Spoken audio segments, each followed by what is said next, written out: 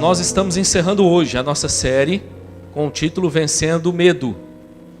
Já adianto aos irmãos que eu e o pastor Luciano nós não combinamos, naquele sentido assim, você fala sobre esse tema, eu falo sobre aquele. Na verdade, nós combinamos de intercalar e cada um vinha então entendendo uma direção para tratar acerca de um assunto, um medo a ser vencido. E o medo que eu quero abordar com você hoje, eu louvo a Deus porque Ele me deu a oportunidade, porque eu sou especialista nele, viu? Não porque eu sou o grande teórico, não porque eu fiz pós-graduação, mestrado nesse assunto, mas é por causa da prática mesmo. Esse é um medo com o qual eu já lutei algumas vezes, e acho que você provavelmente também. Mateus capítulo 6, a partir do verso 25.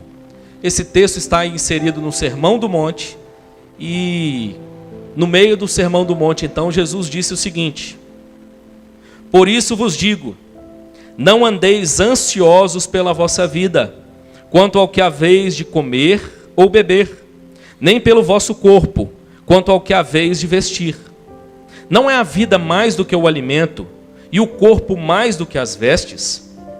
Observai as aves do céu, não semeiam, não colhem, nem ajuntam em celeiros, contudo, vosso Pai Celeste as sustenta. Porventura, não valeis vós muito mais do que as aves? Qual de vós, por ansioso que esteja, pode acrescentar um côvado ao curso da sua vida? E por que andais ansiosos quanto ao vestuário? Considerai como crescem os lírios do campo, eles não trabalham nem fiam. Eu, contudo, vos afirmo que nem Salomão, em toda a sua glória, se vestiu como qualquer deles. Ora, se Deus veste assim a erva do campo, que hoje existe e amanhã é lançada no forno, quanto mais a vós outros, homens de pequena fé. Portanto, não vos inquieteis, dizendo, que comeremos, que beberemos, ou com que nos vestiremos? Porque os gentios é que procuram todas essas coisas. Pois vosso Pai Celeste sabe que necessitais de todas elas. Buscai, pois, em primeiro lugar o seu reino e a sua justiça, e todas estas coisas vos serão acrescentadas. Portanto, não vos inquieteis com o dia de amanhã, pois o amanhã trará os seus cuidados. Basta ao dia o seu próprio mal. Que Deus nos abençoe e possa aplicar essa palavra ao nosso coração, nos exortando, ao mesmo tempo nos encorajando e transformando a nossa vida para a glória dele mesmo, em nome de Jesus. O tema de hoje, irmãos, é vencendo o medo do amanhã. Ok? Vencendo o medo do amanhã.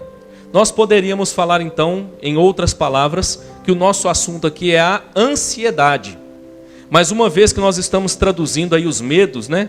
Eu brinquei aí com a palavra, essas urbanofobias, essas fobias que cresceram muito com o crescimento das cidades, nós então pensamos nessa lógica do medo. Então, esse termo vencendo o medo do amanhã vai nos remeter à realidade da ansiedade. É interessante porque alguns transtornos de ordem psíquica, eles têm ficado mais famosos. Ouve-se muito falar em ansiedade, depressão, TDAH, por exemplo. São expressões muito comuns nos nossos dias. Eu sigo um médico, um psiquiatra lá de Belo Horizonte. Ele é um psiquiatra cristão. É inclusive convidado para muitas palestras lá em Belo Horizonte, na região. Ele, inclusive, é um homem muito sábio na exposição tanto da questão que envolve a sua profissão, como também na exposição das Escrituras. E o doutor Ismael Sobrinho, ele tem umas tiradas, assim, umas frases que eu acho muito interessantes. E uma delas, ele colocou descrevendo qual que é a diferença do TDAH, da depressão e da ansiedade. Ele diz que é mais ou menos o seguinte: o TDAH é como se você dissesse, não sei o importante. A depressão, como se você dissesse, nada é importante. E a ansiedade é como se você dissesse, tudo é importante. Olha que interessante. Com uma palavra, ele levou a gente a perceber a distinção dessas três realidades. Eu já quero começar te dizendo que ansiedade é um assunto sério. Nós estamos aí a um dia de entrarmos no mês de setembro. O mês de setembro que foi consagrado na nossa cultura também como um mês de conscientização acerca dessas questões que envolvem a psique humana, ansiedade, depressão, que tem levado inclusive algumas pessoas a decisões equivocadas, decisões trágicas para a própria vida. E eu já quero então começar respondendo talvez a pergunta clássica quando se fala em ansiedade. Quando nós pensamos acerca da ansiedade, pelo menos eu que sou pastor, quando alguém aproxima para conversar sobre isso, a primeira pergunta que geralmente eu ouço é: pastor, ansiedade é pecado? Geralmente essa é a primeira pergunta. Pastor, ansiedade é pecado? E eu quero responder de imediato, de maneira objetiva, com um sonoro não. Ok? Não necessariamente. Tem um pastor famoso na internet, pastor, que falou que toda ansiedade é pecado. Então, ouça o pastor famoso se você acha que ele está certo. O meu compromisso não é com o pastor famoso. O meu compromisso é com as escrituras, ok? E eu não tenho convicção, baseado nas escrituras, para afirmar que toda ansiedade é pecado. A começar pelo fato de que existe ansiedade positiva. Você sabia disso? A ansiedade faz parte da nossa própria concepção humana. E a ansiedade, nesse sentido, como que quase um sinônimo de medo, ela serve também como um mecanismo de preservação. Por exemplo, quando você vai para o meio da selva, da savana africana, e você imagina que você pode se deparar com um leão e ser devorado por ele, isso não é um fato concreto ainda. Mas você há de concordar comigo que na savana africana, esse tipo de pensamento é positivo. Há de nos auxiliar na nossa preservação. Nós não vamos dar bobeira na savana africana, porque a gente sabe que lá está cheio de leão. E é possível se deparar com um deles. Eu tenho um amigo que fez uma viagem para a África, e ele foi num desses parques famosos, e lá você paga uma quantia, e você entra com um guia, e você fica no meio dos leões soltos. E esse passeio é muito comum. E ele foi todo animado, vou ver o leão assim de perto. E ele disse que o guia no início deu uma varinha assim para ele. E ele perguntou: para que essa varinha? Porque se o leão resolver atacar, essa varinha não vai servir de nada.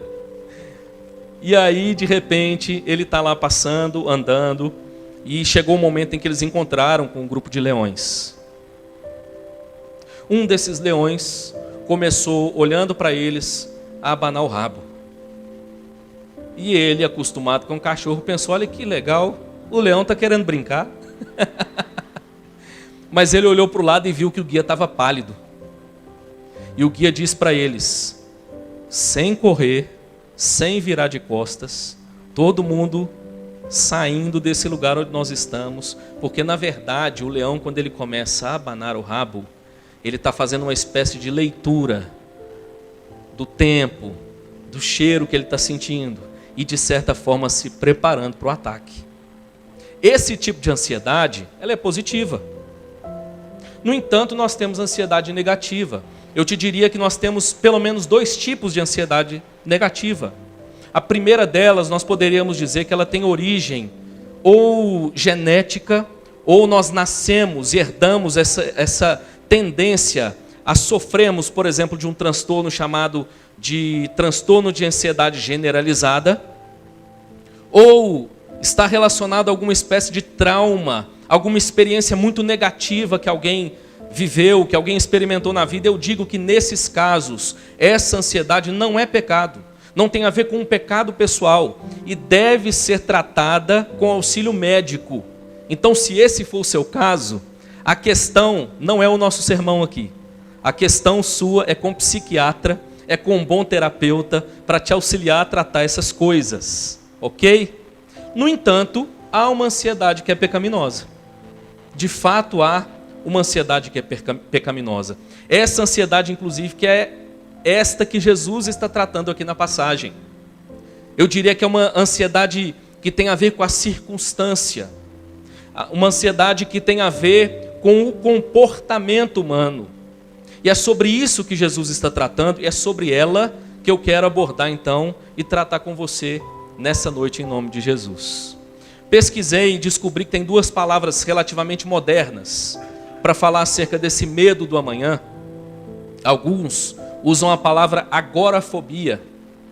O que seria a agorafobia? Dificuldade de lidar com o agora devido à ansiedade e preocupação com o amanhã. A dificuldade de tratar um assunto de cada vez. Então é alguém que sofre de excesso de amanhã. Ele está tão preocupado com o amanhã que ele perde o agora. Ele não consegue viver no agora porque a mente dele está no amanhã. Mas há uma outra expressão que é mais ou menos o oposto disso. É a teleofobia. A teleofobia pode ser descrita como o medo que algumas pessoas sentem de fazer planos para o futuro. Então essas pessoas, elas preferem ignorar o futuro. Elas não se planejam de nenhuma maneira, porque elas temem que os seus planos possam fracassar. Então, no temor de planejar e fracassar os seus planos, elas preferem não traçarem nenhum plano. Eu quero te dizer que é sobre esses dois tipos de medo que, em nome de Jesus, nós vamos tratar nessa noite, para que o Senhor nos dê graça de vencê-los em nome de Jesus. Amém, meu irmão? Amém, em nome de Jesus. Pastor Hernandes, irmãos, inclusive comentando sobre a ansiedade, hoje eu quero fazer menção aqui, porque eu acho que ele tem algo muito didático sobre esse assunto. Ele diz o seguinte: a ansiedade nos leva a perder a alegria do hoje, por causa do medo do amanhã. Seja porque há um excesso de amanhã, seja porque há fuga do amanhã, nós então perecemos por causa da ansiedade. E eu quero te dizer que sobre essa ansiedade, a graça de Deus, para que nós venhamos vencê-la em nome de Jesus. Pastor Hernandes, inclusive, comentando esse assunto, então, ele vai mostrar para nós que nós precisamos, para aprender sobre a ansiedade, primeiro, pensar no que não é ansiedade. Porque pode ser que a gente se equivoque, confundindo algumas coisas, pensando que elas se tratam da ansiedade, e na verdade elas não são. Primeira coisa, ansiedade não é desprezar as necessidades do corpo. Pastor, eu não estou preocupado com comida. Eu não estou preocupado com a minha subsistência. Não é disso que Jesus está tratando. Foi o mesmo Jesus que, versos antes, ensinou aos seus discípulos uma oração poderosa, maravilhosa. E o que ele ensinou para os seus discípulos a orar nessa oração? Ficou uma frase bonita, né? A orar nessa oração. A pedir nessa oração. Jesus ensinou os seus discípulos a pedir o pão nosso de cada dia. Então, ansiedade, meu irmão, não é ignorar, desprezar as necessidades materiais e físicas do ser humano. Segundo, ansiedade não é proibir a previdência quanto ao futuro. Ansiedade, então, pastor, significa que eu não posso planejar? Não, não é isso. A Bíblia, ela aprova o trabalho previdente das formigas. Lembra de Provérbios? Porque a formiga, ela sabe que o inverno vai chegar, ela trabalha previamente, ela estoca o alimento para que no tempo da ausência ela tenha alimento suficiente. Ser previdente não é o que a Bíblia condena, aliás, a Bíblia elogia. A Bíblia diz que o coração do homem pode fazer planos. O que ele não pode é exigir que os seus planos se cumpram. Mas ele deve planejar. É interessante que aqui no contexto do próprio Sermão do Monte, caminhando para o capítulo 7, nós vamos ouvir Jesus falando sobre a necessidade de planejar. Ele diz, olha, um rei quando vai entrar em guerra, ele mede quantos exércitos ele tem e quantos exércitos ele vai enfrentar. Quem vai construir uma torre mede os recursos que tem. Então, a ansiedade, em segundo lugar, não é a proibição para ser previdente quanto ao futuro. Terceiro, ansiedade não é estar isento de ganhar a própria vida. Não podemos esperar o sustento de Deus assentados de braços cruzados. Temos de trabalhar. Aves e plantas trabalham pelo seu sustento. E são os exemplos que Jesus está usando. Então a Bíblia não está condenando o trabalho. Tem gente até hoje se valendo de maneira equivocada, distorcida da palavra de Deus para dizer: pastor, a Bíblia diz que aos seus amados Ele o dá enquanto dormem. E é por isso que eu durmo bastante, porque quanto mais eu dormir, mais eu vou receber. E não é disso que o Salmo está tratando, irmãos. O Salmo não está dizendo que você não deve ser diligente no trabalho. Quarto lugar, ansiedade não é estar isento de dificuldades. Estar livre de ansiedade e livre de dificuldade não é a mesma coisa. A Bíblia não está dizendo que você deve então superar as dificuldades para que você não seja ansioso.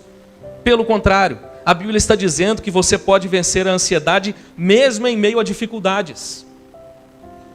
Então vamos lá para o aspecto positivo do que é ansiedade segundo as Escrituras. Em primeiro lugar, o que a Bíblia nos mostra aqui, irmãos? Que a ansiedade, ela é destrutiva. Se você dá uma olhada no verso 25, por isso vos digo, não andeis ansiosos. A palavra que aparece aqui para ansiedade, no original, ela tem o sentido de estrangular. A Bíblia está chamando a nossa atenção para essa realidade. Como a ansiedade tem um poder destrutivo. Segundo, a ansiedade é enganadora. Verso 25 e 26. Não andeis ansiosos pela vossa vida, quanto ao que haveis de comer ou beber, nem pelo vosso corpo, quanto ao que haveis de vestir. Não é a vida mais do que o alimento e o corpo mais do que as vestes? Perceba, a ansiedade nos faz inverter os valores. E por isso ela é então enganadora. Verso 26. Observai as aves do céu, não semeiam, não colhem, nem ajuntam em celeiros, contudo, vosso Pai Celeste a sustenta. Porventura não valeis vós muito mais do que as aves?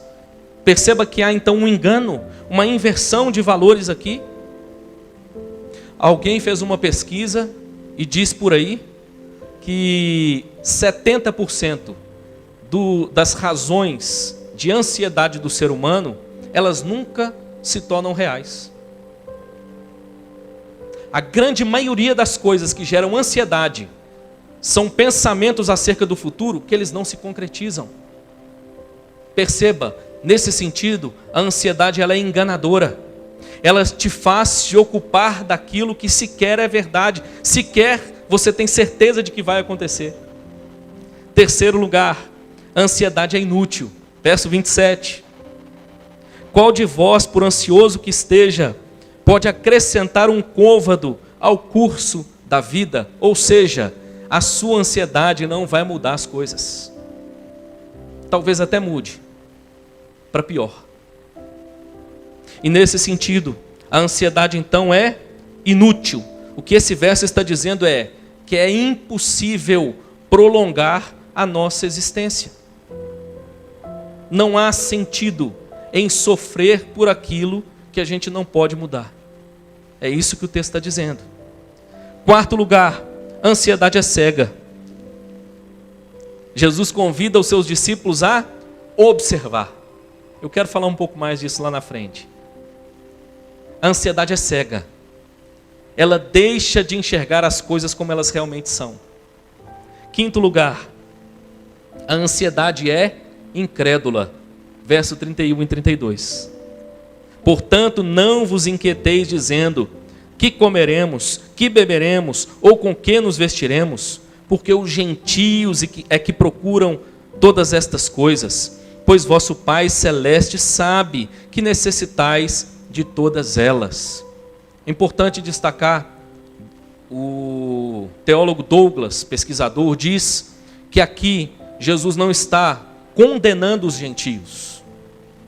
Ele está dizendo simplesmente que os gentios não têm a compreensão acerca do sentido da vida que os seus discípulos podem ter. E nesse sentido, então, a ansiedade é incrédula. Ela não crê naquele que sustenta todas as coisas, naquele que provê todas as coisas, naquele que cuida de todas as coisas. Nós temos aqui então diante de nós o problema.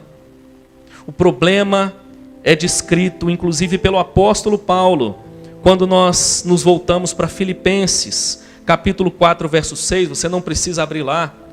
Lá o apóstolo Paulo, da prisão, escreve o seguinte: não andeis ansiosos de coisa alguma.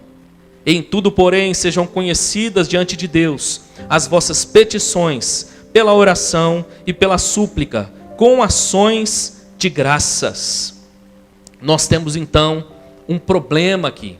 E esse problema poderia ser resumido como um movimento na direção errada. O texto está dizendo: não andeis ansiosos. É um movimento, só que esse movimento está na direção errada. Qual a solução então, pastor, para esse problema? Existem algumas soluções paliativas. Por exemplo, canções, histórias, filmes e mensagens positivistas. Elas ajudam, pastor? Ajudam. Mas não resolve o problema. O excesso de amanhã, o medo de amanhã. Inclusive, esse tem sido um caminho, muitas vezes, escolhido pelo povo evangélico brasileiro. Canções positivistas, triunfalistas, mas que não resolvem um problema. É só um paliativo. Quer ver um outro exemplo? Não superdimensionar e nem subdimensionar os fatos. Isso ajuda, pastor? Ajuda. O problema da ansiedade é que muitas vezes nós superdimensionamos as coisas ou subdimensionamos. Isso ajuda, pastor? Ajuda, mas não resolve o problema. Quer ver outra solução paliativa? Ser muito disciplinado, muito organizado, muito previdente, muito prudente. Isso ajuda? Isso da parte meramente humana ajuda? Ajuda, mas não resolve o problema. Mesmo previdente, mesmo prudente, pode sofrer por causa da ansiedade. Uma pesquisa interessante que eu li essa semana, ela aponta para a realidade de que as pessoas ansiosas, elas tendem a perder menos dinheiro em investimentos de risco. Olha que interessante. Se você quer fazer investimento de risco, contrate um ansioso. Ele vai perder menos dinheiro. Ajuda, pastor? Ajuda. Mas não resolve o problema. A grande pergunta que nos vem nessa noite então é: como venceremos o medo do amanhã? Pastor, como vencer essa ansiedade pecaminosa? O que Jesus nos propõe nessa passagem? O próprio Cristo nos ensina qual é o verdadeiro antídoto, qual é a verdadeira cura para essa ansiedade. A primeira coisa que Jesus nos mostra é que nós vencemos o medo através da contemplação, da arte de observar, da arte de olhar e enxergar. Nós somos convidados por Cristo a observarmos, está aí no verso 26, as aves dos céus. Elas não semeiam, elas não colhem, elas não ajuntam em celeiros, contudo o Pai Celestial as sustenta. Nós somos convidados, irmãos, a reaprendermos a olhar. Na verdade, nós somos convidados a enxergar de verdade. Porque muitas vezes nós olhamos, mas não observamos, não aprendemos de fato o que está diante de nós. A primeira coisa que Jesus nos convida é a contemplação. Contemplar o que, pastor? Jesus nos convida a contemplar, irmãos, as coisas criadas e o Criador. Deixa eu fazer uma observação aqui para você entender o que eu quero dizer e o que eu entendo que Jesus está dizendo aqui. Me mudei aqui para Maringá cheguei aqui no dia 11 de janeiro. De lá para cá, desse ano. De lá para cá já foram 2 visitas a Belo Horizonte. E as 2 vezes eu enxerguei a minha cidade como eu nunca tinha visto. O simples fato de eu ter saído de Belo Horizonte, não estar ali no cotidiano, e agora chegar, não com o olhar agora de um morador, mas de um visitante, me fez enxergar as coisas boas e as coisas ruins de outra forma. Jesus nos convida aqui, irmãos, à contemplação. Pela graça de Deus, temos os nossos olhos curados para enxergarmos as coisas como elas realmente precisam ser vistas. O que é que Jesus está nos convidando aqui, irmãos? E está nos mostrando. Jesus está nos mostrando que nós precisamos contemplar a obra da providência de Deus na criação. Os homens andam com medo. A todo instante, novos medos surgem. Essa semana, por exemplo, eu li uma matéria da ONU, citando a ONU, dizendo que a ONU está alertando o mundo para uma guerra nuclear iminente. Um alerta essa semana. A ONU dizendo que nós estamos como nunca estivemos à beira de uma guerra nuclear. E aí? Vai dormir tranquilo essa noite com essa notícia? A OMS, desde 2020, depois da pandemia do coronavírus, vem soltando alertas de que a humanidade precisa se preparar, porque uma nova e grande pandemia, inclusive maior do que aquela, é muito provável. E aí? Dá para colocar a cabeça no travesseiro e dormir? A beleza do que Jesus está nos convidando, irmãos, é porque quando nós contemplamos a obra do Criador, quando nós contemplamos o próprio Criador, nós nos ocupamos de percebê-lo no meio da sua criação. O que nós percebemos é que esse Deus maravilhoso, grandioso, poderoso, sustenta todas as coisas. Você já viu um pássaro ansioso? Porque ele não sabe o que vai comer no dia seguinte? É isso que Jesus está dizendo, irmãos. O lírio do campo. Aqui, inclusive, não é o lírio que nós estamos acostumados, viu? Apesar do nome, na tradução, ter ficado como lírio. Esse lírio que você está acostumado aí é outro tipo de planta. Essa erva, como o próprio texto diz.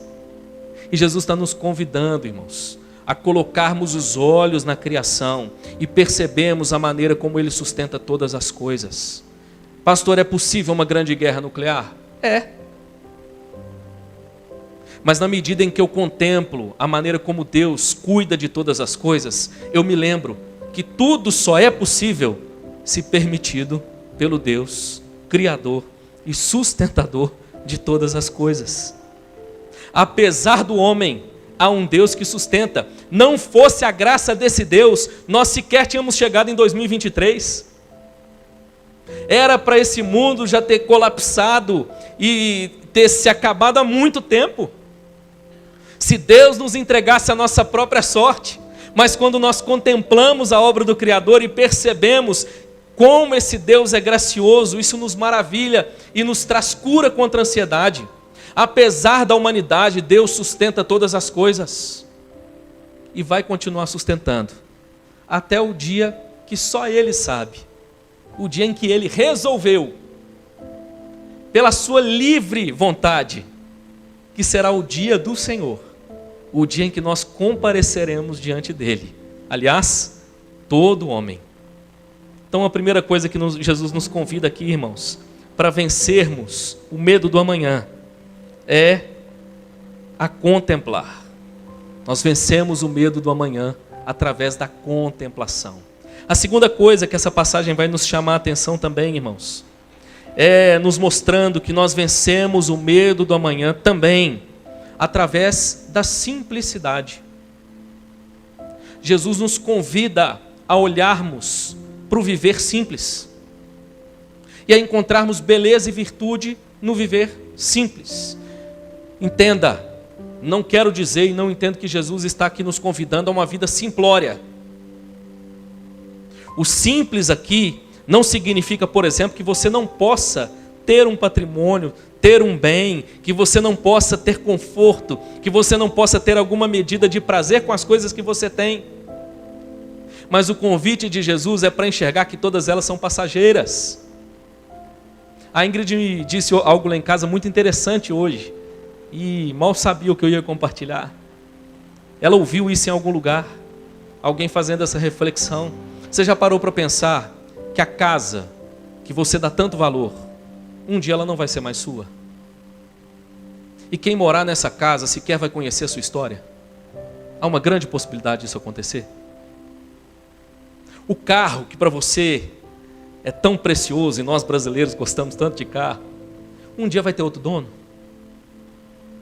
E pode ser que ele cuide de uma maneira bem diferente da sua.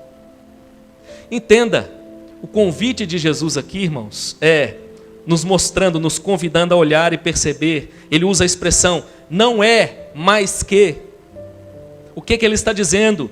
Diante daquilo que enche os seus olhos, observe e contemple aquilo que tem mais valor.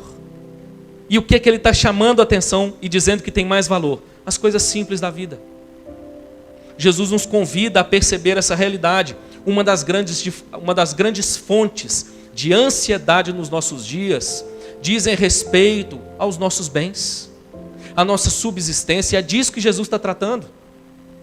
Jesus não está dizendo que nós devemos ignorar, como eu disse lá no início, a necessidade da subsistência, mas que nós podemos. O Evangelho é libertador, porque ele nos traz essa possibilidade de uma vida mais simples. Você quer um exemplo? Nós vivemos em uma sociedade que valoriza as pessoas pelo que elas têm. E o que é que isso nos faz muitas vezes? Adquirir bens que nós não podemos ter. Como diz um pastor amigo meu, nós compramos um bem com o dinheiro que nós não temos para agradar pessoas que a gente nem gosta. Nem a gente que a gente ama e que faz parte do nosso convívio, mas há uma necessidade tão grande de mostrar alguma coisa. Aqui, irmãos, a Bíblia não está dizendo que a gente tem que fazer um voto franciscano e viver da pobreza. Mas você quer uma dica boa? Viva dentro do padrão de vida que você pode viver. Gaste menos do que você ganha. Se contente com aquilo que você tem, ao invés de viver sempre com o seu olhar naquilo que você quer adquirir. Esse é um comportamento típico das crianças. Se você tem filhos, você sabe o que eu estou falando. Minhas meninas, chega o dia do Natal, chega o presente do papai do Natal, e lá em casa eu não falo que é o Papai Noel, porque eu trabalho para comprar, irmãos, e é caro os presentes, viu? Então tem que ter alguma glória nisso. Então eu falo, o presente que o papai te deu. E aí a gente dá o presente, o menino fica feliz, brinca meia hora, uma hora, um dia, uma semana, daí a pouco o que acontece? Aquele negócio já está no escanteio, já está no canto. Se durar isso tudo, hein? E já começa a pensar no presente que vai ganhar no aniversário. E como pode, nós que já crescemos teoricamente, amadurecemos para a vida, como pode nós que descobrimos o bem mais precioso da vida, vivermos, irmãos, sofrendo por causa daquilo que nós desejamos e não temos? O grande problema é a comparação. O outro tem, a gente acha que tem que ter também. E Jesus está dizendo, olha, saia disso.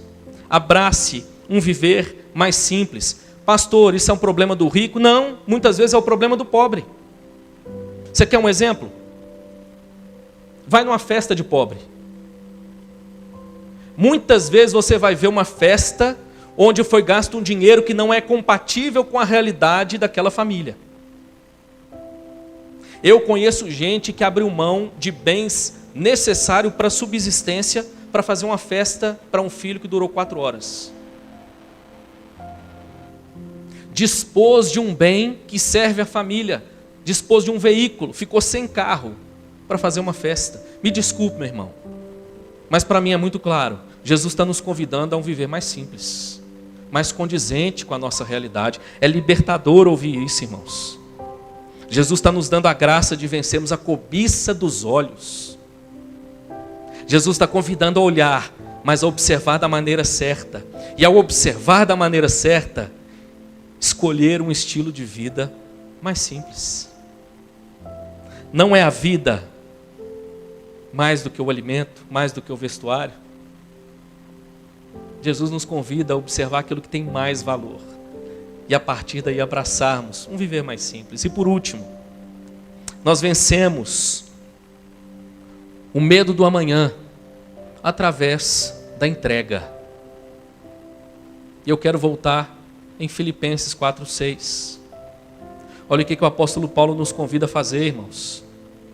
Não andeis ansiosos de coisa alguma. Em tudo, porém, sejam conhecidas diante de Deus as vossas petições pela oração e pela súplica com ações de graças. O que Paulo está nos convidando aqui, irmãos, é a entregar, é a lançar diante dele toda a nossa ansiedade. Paulo nos convida, irmãos, a abraçarmos o seguinte estilo de vida: oração. Oração e súplica por aquilo que a gente acha que precisa. Ao invés de abraçar a ansiedade e viver no futuro, entregue em oração. Senhor, eu gostaria tanto de ter. Senhor, eu acho que seria tão bom se eu tivesse. Oração, irmãos, súplica, pedidos. É isso que Paulo está dizendo. Lance diante dele as suas súplicas. Mas é bonito porque Paulo não diz só que nós devemos pedir, mas ele une o pedido à gratidão. É isso que ele está dizendo no verso 6 de Filipenses 4. Perceba de novo o texto. Em tudo, porém, sejam conhecidas diante de Deus as vossas petições pela oração e pela súplica com ações de graças. É orar, irmãos, pelo que a gente acha que precisa, mas sem esquecer de agradecer por aquilo que já tem. Celebrar aquilo que já tem. Nós começamos esse culto com o Salmo 23. O Senhor é o meu pastor e nada me faltará. Ouvi certa vez alguém dizendo que para você saber se de fato você tem vivido debaixo do pastoreio desse pastor, é só inverter a frase. Se nada te faz falta, então o Senhor é o seu pastor. Jesus nos convida, irmãos, a vencermos o medo do amanhã, através da entrega. Lançando diante dele a nossa ansiedade, lançando diante dele as nossas inquietações, mas nutrindo um coração profundamente grato. E eu caminho para terminar, te convidando a dar uma olhada para o final do texto comigo. Perceba, as aves e flores são citadas aqui para demonstrar que enquanto elas cumprem a ordem natural dada por Deus, Ele as sustenta e protege. Ao contrário disto, os pagãos são citados para exemplificar a maneira como os homens sem Deus vivem, desconhecendo a ordem da criação. Jesus está dizendo, olha, os pássaros cumprem a ordem da criação. Eles foram criados para quê? Para cantar. E eles fazem isso todo dia. Eles foram criados para quê? Para levar semente de um lugar para outro. E eles fazem isso todos os dias. Eles cumprem a ordem natural da criação. Da mesma forma, as flores, o lírio do campo. O homem sem Deus, ele desconhece essa verdade. E logo ele não cumpre a ordem pela qual ele foi criado. Nós sabemos, irmãos, ao nosso respeito, qual é a ordem da criação. Fomos criados para a glória de Deus. Fomos criados para adorar o Criador. Fomos criados para servir ao Criador. Fomos criados para nos relacionarmos com Ele. Fomos criados para trabalhar e sermos um instrumento de que o nome dele seja glorificado pela maneira como servimos e trabalhamos para a glória de Deus. Fomos chamados para nos relacionar com as pessoas. Na medida em que nós cumprimos a ordem natural de Deus, nós vencemos o medo do amanhã. É isso que Jesus está dizendo. E se isso não ficou tão claro para você, quero te convidar então a ler comigo o final do texto, verso 33. Talvez o verso mais famoso e mais bonito dessa passagem. Jesus diz o seguinte: buscai, pois, em primeiro lugar, o seu reino e a sua justiça, e todas estas coisas vos serão acrescentadas. O que Jesus está dizendo é, a ordem natural, divina para vocês, é que vocês busquem o reino de Deus acima de todas as coisas. E na medida que nós buscamos o reino, e não só como uma metáfora espiritual, mas na medida em que nós, como agentes do reino, trabalhamos, servimos, atuamos para a glória de Deus, todas as coisas nos são acrescentadas. Essa é uma promessa do Senhor para nós. Nessa noite eu quero te convidar então, em nome de Jesus, a fazer isso, vencendo o medo do amanhã. Como eu disse lá no início, eu tenho o privilégio de tratar sobre esse assunto porque eu sou um especialista. Não porque eu fiz pós-graduação, não porque eu fiz psicologia, mas porque eu sei muito bem o que é isso. E pela graça de Deus, tenho aprendido a lançar diariamente diante dele as minhas inquietações, as minhas preocupações e a nutrir no meu coração um espírito de gratidão. Talvez você chegou aqui nessa noite e algo diferente disso é a sua realidade. Talvez a ansiedade tenha te consumido. Não ansiedade patológica, não ansiedade que está relacionada a hormônios e a outras questões do seu corpo, mas é justamente o medo do amanhã. Louvado seja Deus, porque nessa noite nós ouvimos que o nosso Senhor é poderoso para nos dar vitória sobre esse medo, em nome de Jesus. Se você tem sofrido desse medo e quer entregar nessa noite para o Senhor, eu quero orar com você. Vamos nos colocar de pé?